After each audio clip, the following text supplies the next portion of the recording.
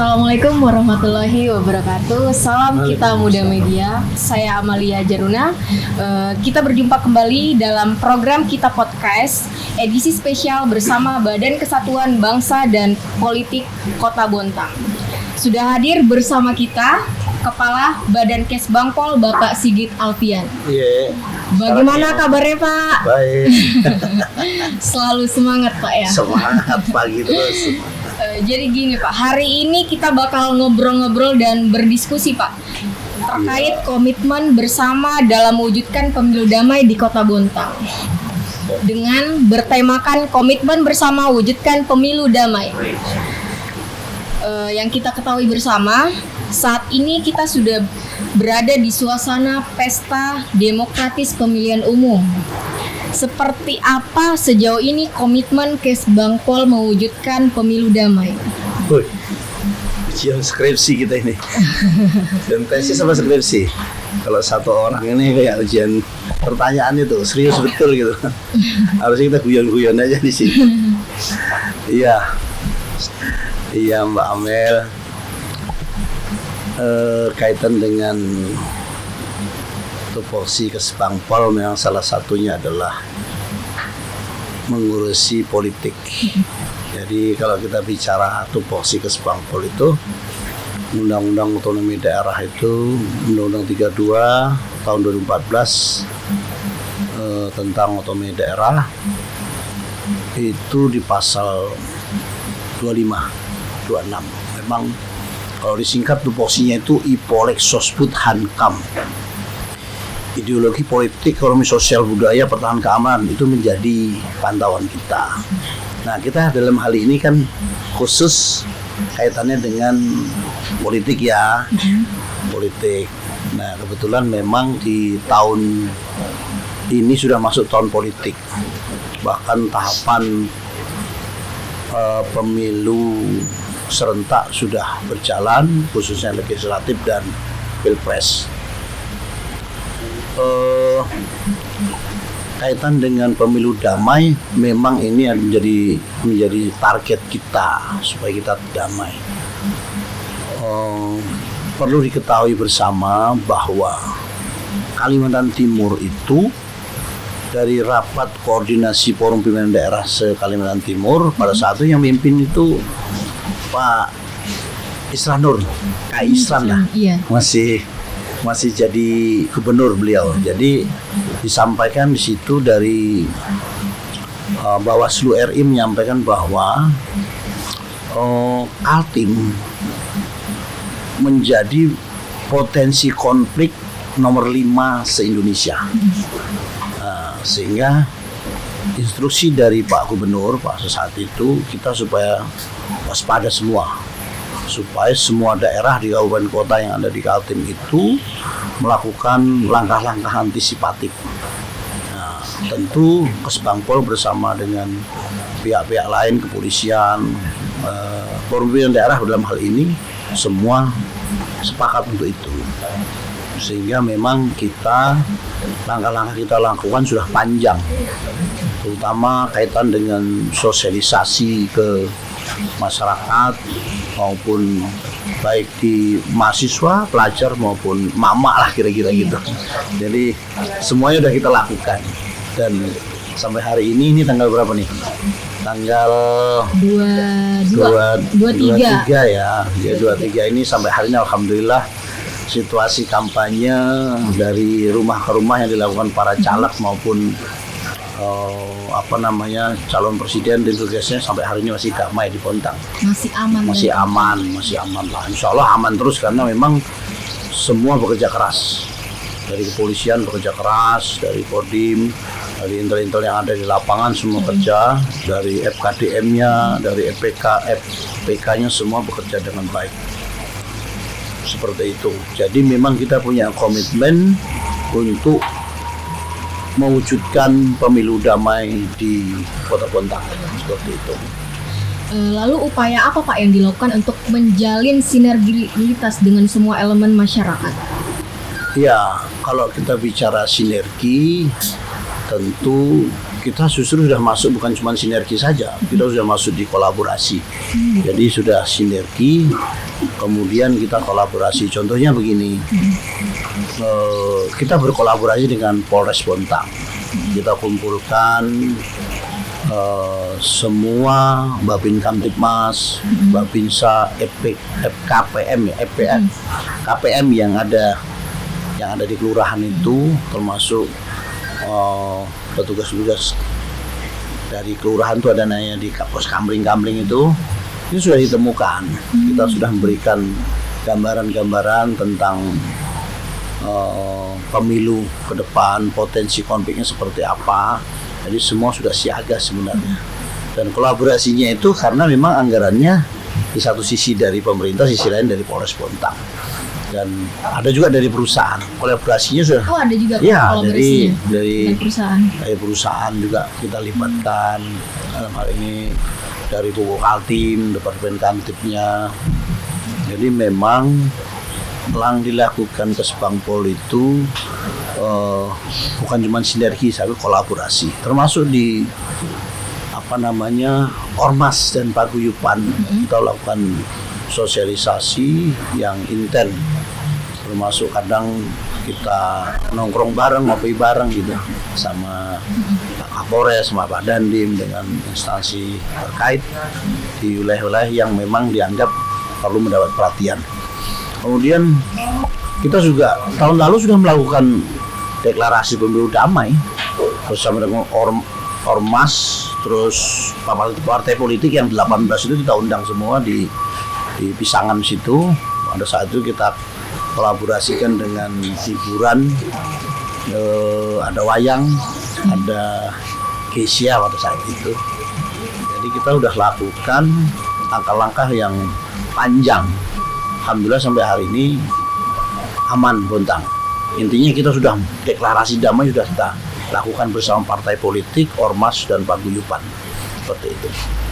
Politik identitas menjadi salah satu faktor yang bisa membuat banyak gesekan di kalangan masyarakat. Nah, bagaimana Bapak melihat itu? Ya, ada isu memang sebelumnya, sebelum ada penetapan calon presiden, wakil presiden itu memang baik nasional maupun di daerah itu isu politik identitas itu cukup masif, cukup beritanya santer lah. Tapi alhamdulillah setelah penetapan rasanya, kalau dulu kan cebong dan kampret ya, pemilu yang lalu ada ini cebong, ini kampret gitu-gitu, sampai kemana-mana itu sudah jadi polarisasi yang tak terbendung rasanya. Sampai-sampai kalau kita ngomong begini, wah ini kampret nih, ngomong begini, ini cebong nih gitu kan. Sampai anak saya itu nama apanya itu, tulisan di WA-nya ditulisnya cebong gitu, karena dia tidak tahu apa itu cebong gitu kira-kira. Karena nama itu saking seringnya diucapkan cebong dan kampret gitu, sehingga itu terpolarisasi masif. Kalau dari Kesbangpol sendiri, apakah menetapkan wilayah rawan konflik dan cara mengantisipasinya bagaimana, Pak? Ya, jadi tadi saya lanjut yang sebelum ke situ. Iya. Setelah ditetapkan itu nggak ada lagi cebong dan kampret, ini sudah bersatu. Saya kan bersatu sih warna kampretnya.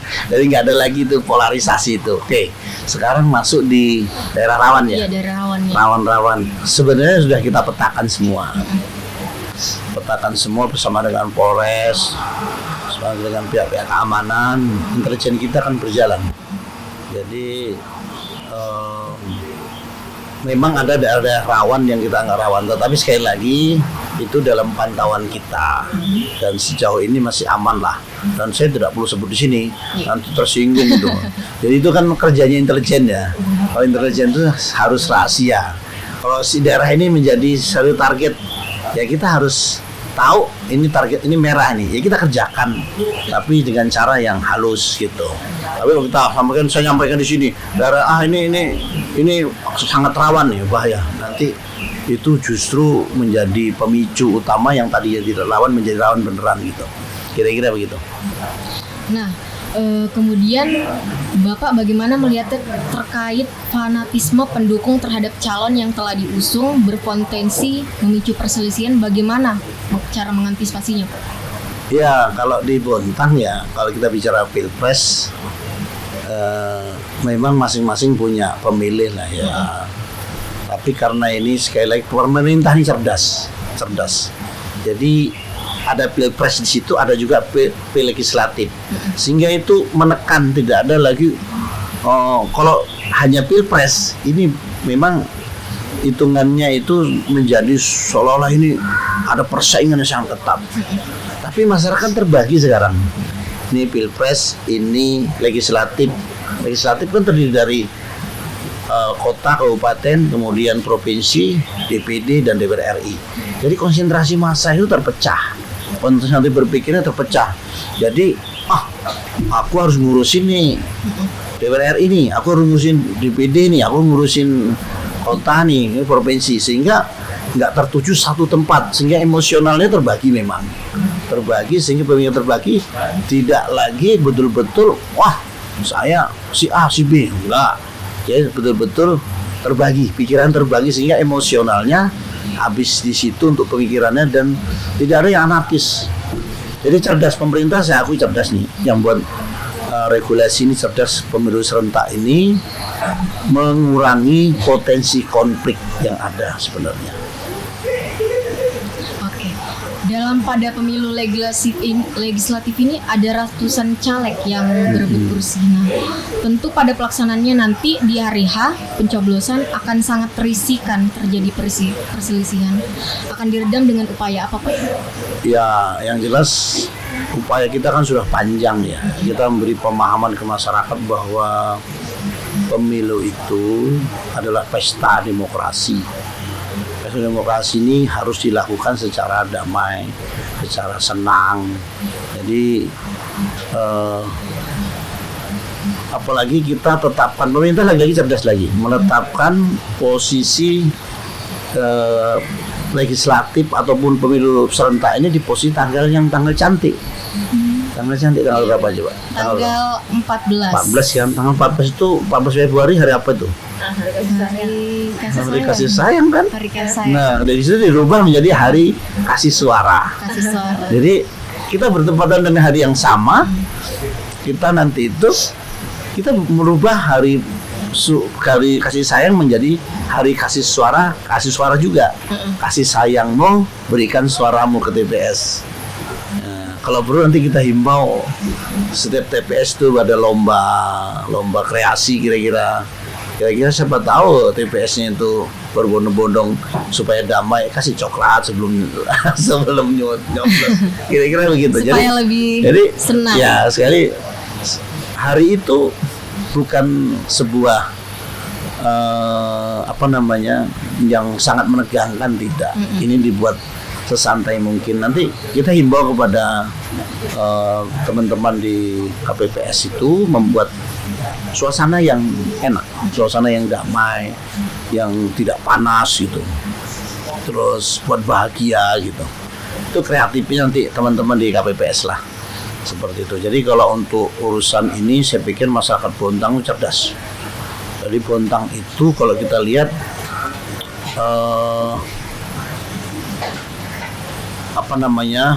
kesadaran berpolitiknya tinggi, kemudian cerdas orang Bontang itu, karena semua udah pengguna media sosial itu di atas 70% Bontang, sehingga rasanya orang-orang pada cerdas semua, tidak ada yang fanatisme yang berlebihan, nggak ada, insya Allah. Terbukti di Bontang tuh nggak ada yang itu terus, selalu ada perubahan-perubahan. Ya. Baik, terima kasih Pak. Mungkin terakhir Pak untuk imbauannya kepada masyarakat, parpol dan penyelenggara pemilu. Ya, yang pertama kami dari Kesbang Polri selalu menghimbau kepada pertama masyarakat bahwa ayo kita laksanakan pemilu ini secara damai. Datang ke TPS, gunakan hak pilih kita ke TPS. Kemudian kepada partai politik tentu kita sudah berkomitmen bersama kita menjaga pemilu ini supaya damai. Tentu nanti sama-sama kita menjaga, hindari yang namanya permusuhan. Kalau persaingan wajar, tapi kalau permusuhan jangan. Terus jangan sampai melakukan money politik, karena itu menjadi sesuatu yang memicu yang lain.